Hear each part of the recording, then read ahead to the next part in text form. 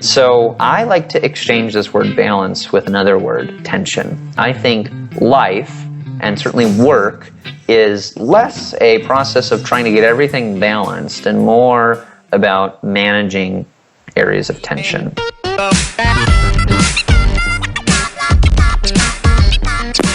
Welcome to the Portfolio Life with Jeff Goins. This is the podcast that helps you to pursue work that matters, make a difference with your art, and discover your true voice. I'm your host, Jared Easley. This is our first Q&A episode.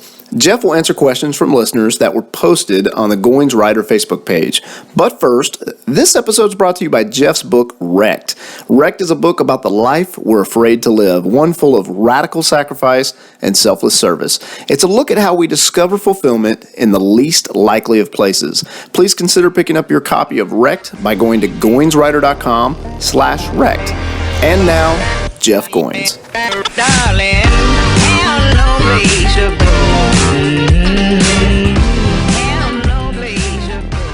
Hey Jeff, we have some questions from your audience from Facebook, and why don't we dive into a few of these? Yeah. And they're in no particular order, but the first one is from Pablo Ellsworth, and he asked, how do you hustle on writing and still hold a full-time job and a family? That's a great question, Jared, and that is a process that I'm pretty well acquainted with because I did it for about 2 years. And I will say that the first thing that you have to do is you have to acknowledge the season that you're in. That was actually some advice that Dan Miller gave me. And I've heard, various people who are at, different levels of their career say the same thing. If you're 55 years old and you're an empty nester, you might have a little bit more time to focus on your passion than somebody who's 25, just got married and just had a baby. And that person may have more resources than the person who just graduated college and is trying to figure life out. So we're all at different seasons, and it's important to acknowledge where we are so that we can be realistic about what we need to do. Because otherwise we're comparing ourselves to somebody else who's a little bit further down the line, and that's just not a fair comparison. So this is the first thing that I would say is recognize that season. Second of all, how do you actually do it? And I think you have to adjust your mindset. And what I mean by that is I think a lot of people feel overwhelmed. They have this passion, they want to go do it right now, but they're not really sure where to begin. And they believe this notion that is kind of a popular phrase in our culture that I think is false. I think it sets people up for failure. And that is this word, balance, or life-work balance. And I am kind of a messy person, a creative, artistic kind of guy.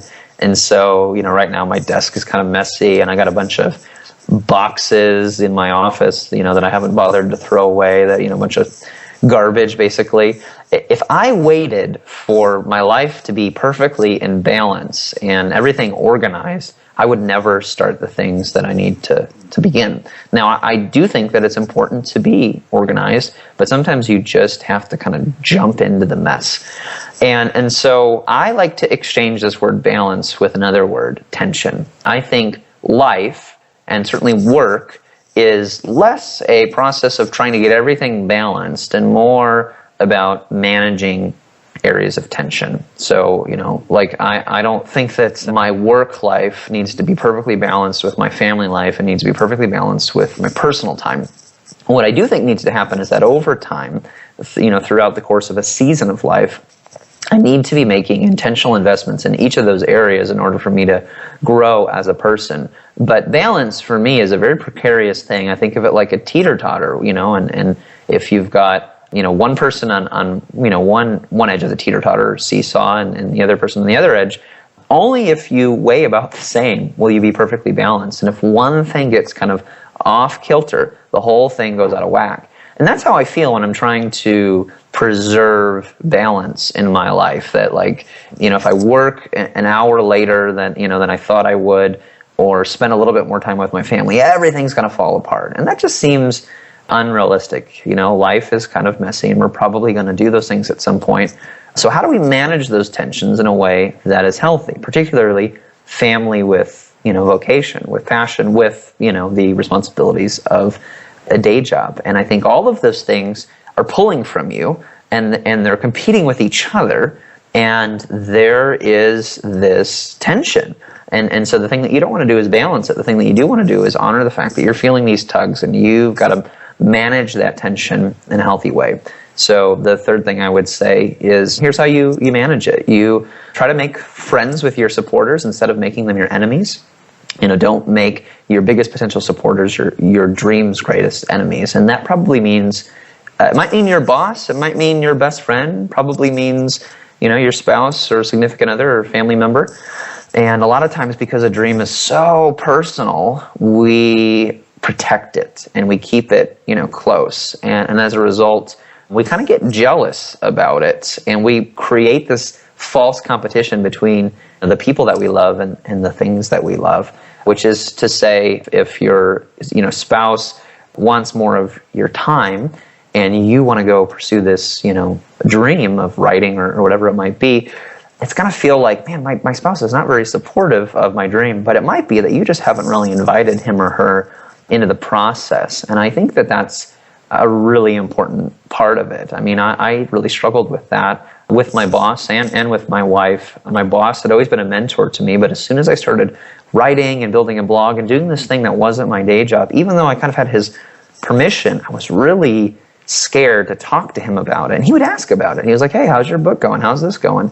And I was like, oh, I'm not spending any work time on it. Don't worry about that. And he wasn't worried about that. He was trying to encourage me. And for a long time, I didn't really invite him into that. And I missed out. I missed out on having a supporter because I thought the dream was about me, not fully realizing that in many ways I was a caretaker of my dream, and the dream was for other people. And so I think I finally began to understand this when my wife threw a surprise party for me after I'd written my first book, while I was still holding down a full-time job, having a pretty crazy year. Halfway through that year, the book came out. I came home, and all of a sudden I stepped into a room full of people, and everybody yelled, surprise, and it was a house full of all my friends who were there to celebrate the launch of this book. And I, walked around, shook everybody's hand, said hi, and then I went to this table where there were cupcakes with, my book cover on each cupcake, which was kind of cool. And then there was a card on the corner of the table, and I pulled out the card, and it was from my wife, and I still have the card today. It said, it was never a matter of if, it was always a question of when. And, I opened it up, and my wife said, we're so proud of you. And I remembered when I opened that card, about cried, that during at our wedding, my wife vowed to be my biggest fan. And I realized that for part of that process, I wasn't letting her be my fan. I was treating this thing as if it were my own, and not understanding that there was a whole community there to encourage me. So having a community of people that are going to support you through the process, which primarily should be your family, and not expecting them to support you, but sharing what you're doing with them in a way that says, hey, this isn't just mine, this is ours, this is for us. And even if it's just me pursuing a dream, I am more alive and a better husband and a better dad because I'm doing this thing, and I want to share this with you because it's not just for me. So, really building that community, also taking little steps along the way. It's not all or nothing. It's really about taking small steps, creating habits on a daily basis. That's another way you manage the tension, is by just maybe spending, as little as 30 minutes a day. And when you're first starting out, frequency is much more important than quantity of time. You're just trying to create a habit and build some momentum. And as you do that, you can often find ways to increase the time. And, so realizing it doesn't take too much time, and understanding that it might take longer than you realize. This all or nothing mentality is really detrimental, I think, to dreaming. I know a lot of dreamers who get a big idea and then they think, well, I got to go do this now or it's never going to happen. And the reality is most people who are doing meaningful work, who are living their dreams, who are making a living doing their passion, whatever it might be, it took a long time to do it. And for me, it took about 2 years, which was longer than I wanted it to take, but was a relatively short amount of time compared to some people. I have a friend who just started working for himself, and it took him 10 years. But he was so committed to the dream that, he did it. He put his time in, and he gradually made this transition from working for a Fortune 500 company to working for himself. And he had a family, and so he had to do it slowly in a way that honored them and, but at the same time honored this desire that he had. And so instead of taking a giant leap, which is one of these metaphors that we use, I believe more in building a bridge, so learning how to manage that tension, building this community around your dream, which is really just inviting people into the process. And then instead of, waiting for that all or nothing moment where you're going to take the leap, why not instead slowly build a bridge?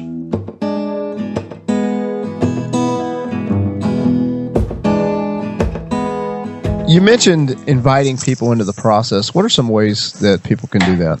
Well, first you can ask, a mentor, a spouse, a friend, somebody that's close to you can say, hey, I want to do this thing and I need your accountability, or I just need you to check in, or maybe I just need your encouragement. That's one way. Another way you can do it is, say you don't have the person or you want to share the dream with more people, you can you can make it public. You can announce it on Facebook, or you can start a blog. And this is kind of a cool way to build some momentum around this idea that you have and see if there's any sort of traction with it, see if there's a market for the idea, whatever it might be. And this is kind of a cool way that a lot of people are doing this right now. They get an idea, and instead of them just working on it, on their laptop, in a corner of the room for 8 to 10 months and then seeing if the world will like this, they show up every day and put a little piece of it out there, usually on the web, to get feedback. I mean, I'm thinking of that movie about that woman who started a food blog, Julie and Julia, where she blogs through Julia Child's cookbook, and she goes from not really, knowing much about, cooking to becoming a really good cook.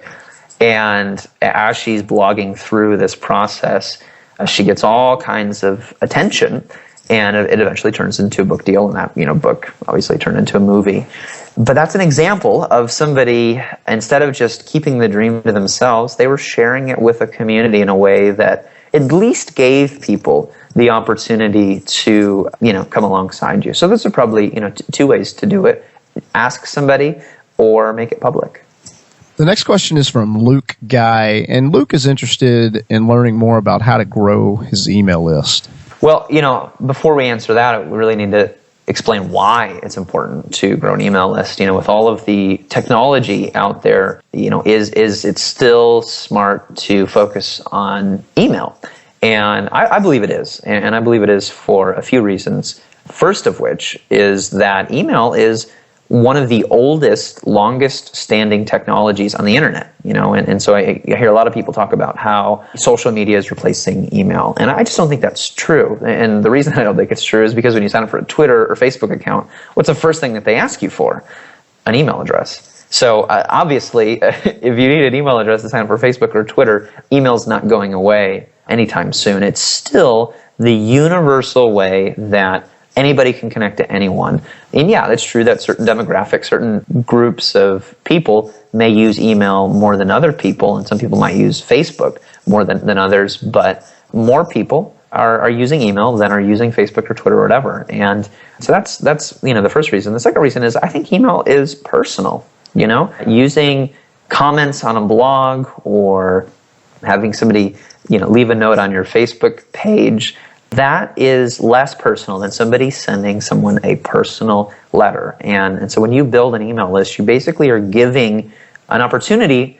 You're creating a two-way opportunity, really. I mean, you're creating an opportunity for people to contact you in ways that they might not feel safe, leaving a comment on your blog or something.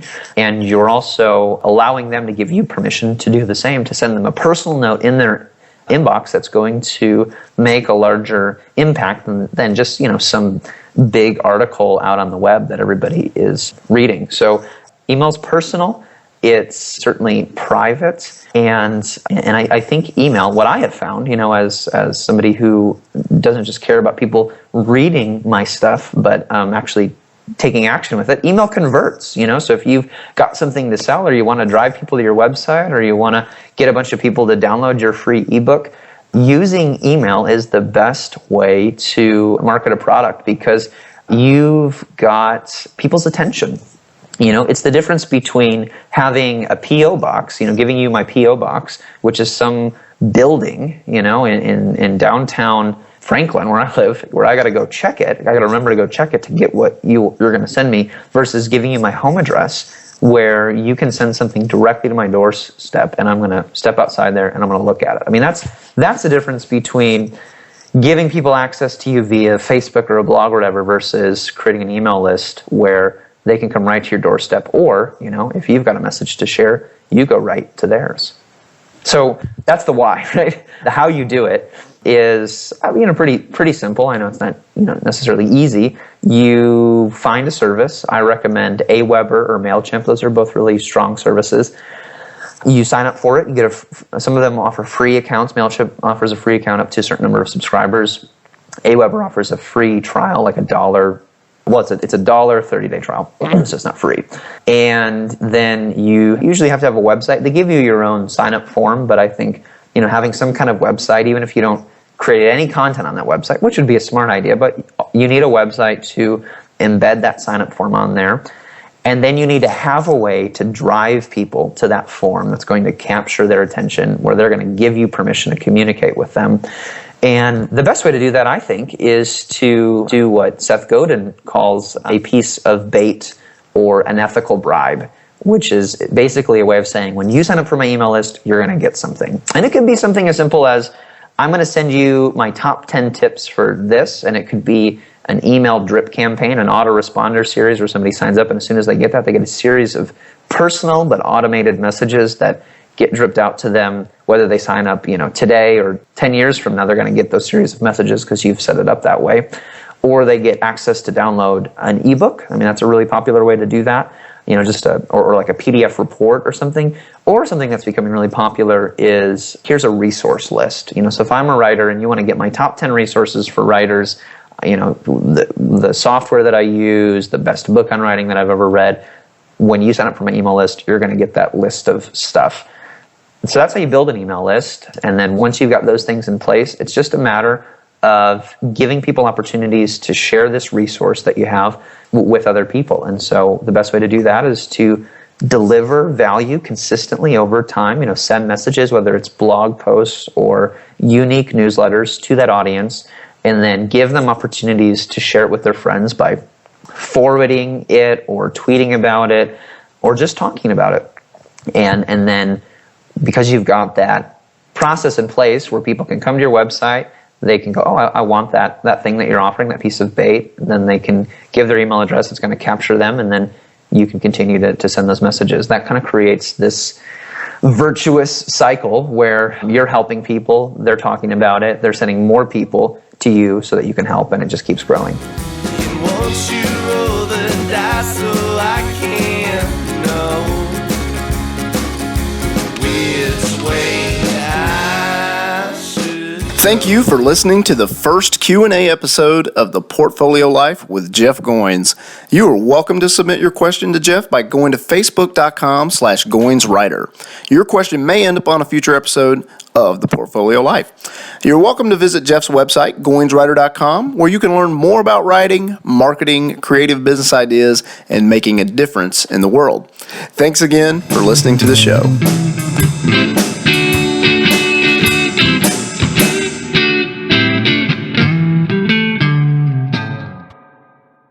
So instead of taking a giant leap, which is one of these metaphors that we use, I believe more in building a bridge, so learning how to manage that tension, building this community around your dream, which is really just inviting people into the process. And then instead of, waiting for that all or nothing moment where you're going to take the leap, why not instead slowly